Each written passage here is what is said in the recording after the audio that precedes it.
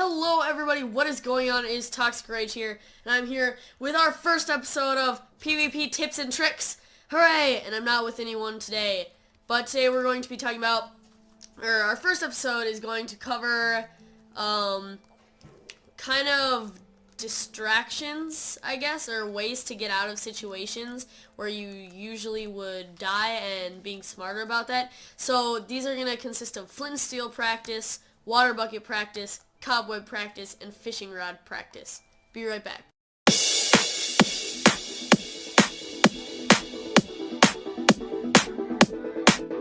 So the first thing we are going to be talking about is how to flint and steel PvP.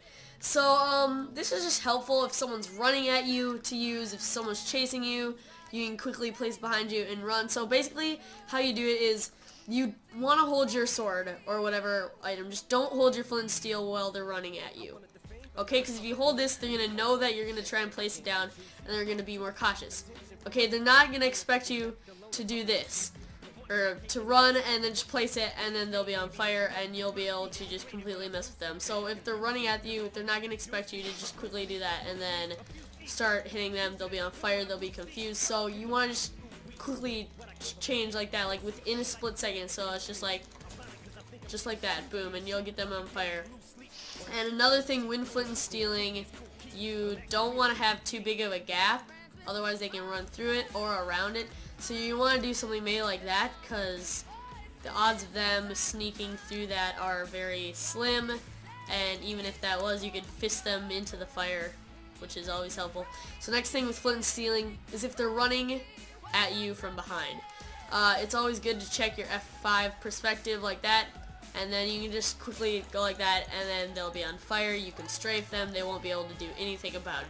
So that kind of covers flint and stealing. So remember, when they're running at you, don't just hold it like that and then place. They're going to expect that, go like that, and then they'll be destroyed again, turn around, and just completely mess with them. Remember the small space, not too big space, because that would be terrible. Don't do that, because they'll get right around. Just go like that, or like that. That's a perfect example.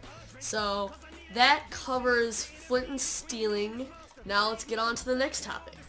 So for our next topic, it is the water bucket PvP. Now this tactic is only good if you have a bow, you don't have a melee weapon, and you see a guy that has a lot better stuff than you. You can take them out very easily with this. So it's similar to the flint and steel, where someone comes running at you, and what you really want to do is when they're running at you, just place it down.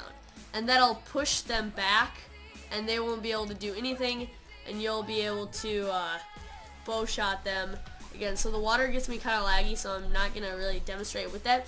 But you just run up, quickly place it down. They'll be going in the other direction. They won't be able to do anything, and you'll have a pretty good advantage on them. Let me just take care of the rain.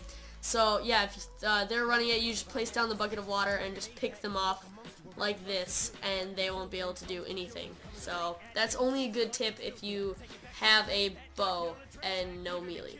So the next thing is cobweb PvPing. Now this one is very similar to the flint and steel. So you're running at them, and then you just swap place it, and then they're stuck in the cobweb. They can't really move, and you just quickly place it, and then they're pretty much stuck. This is really good if you're trying to evade people. If you're really low on health, just place them like that. They'll get stuck, and they'll have to continue out of it before they can keep chasing you. You'll have time to eat and everything. It'll be really good. So just kind of do it the same way you would with the flint and steel. Don't hold it like this. They'll expect it. Again, make a good gap. Don't make too large of a gap or too small of a gap, because if you do that, that's obvious they're not going to do it. But if you do something like that, the odds are they're going to get stuck and they won't be able to do anything about it. So it's relatively similar to the flint and steel PvPing, except you're using cobwebs. So yeah, you'll be strafing, they'll be confused, and they'll be stuck, which is the best part. So on to the next tip. Okay, so for our final tip of the day, it is going to be escaping with a fishing rod. So when you're fishing rodding, it doesn't matter if you're holding it out. You don't need to quickly switch. That doesn't really matter. But one thing that's really important with the fishing rod is you want to hit them with your sword first.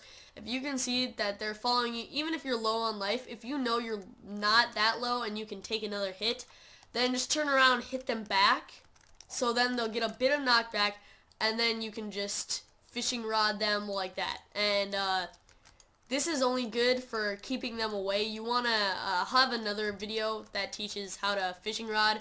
That's just for another episode, just so we can get more in detail in that, because there's a lot of stuff about that. But then, as far as the fishing rod goes, that should be pretty good. So I'll be right back for part 2 of fishing rod. Okay, so for part 2 of fishing rod, what you're going to want to do, if you don't want to do what I told you earlier, you're just going to want to run, turn around, hit them, and continue. Run, turn around, hit them, and continue. And just slowly kind of troll with him. It's a way of, if you want to stall them, if say you're in a Hunger Games and you know deathmatch is about to happen and you'll have time to eat there, you can just stall them by doing that. And gold armor doesn't have good durability, and neither does leather. And each time you hit someone with a fishing rod, it degrades their armor by 1. So you can pretty easily, if you do that quite a lot, degrade someone's armor if it's already pretty far down. So yeah, that's very helpful for the fishing rod. So thank you guys for watching. Hope you learned something. Hopefully this was helpful.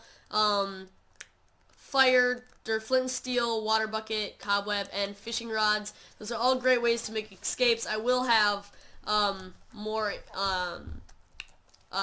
better, more in-depth things on all of these, especially the water. There's a lot to know about the water. But thank you guys for watching so much.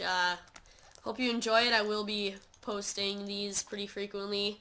And yeah, hope you enjoyed. Bye.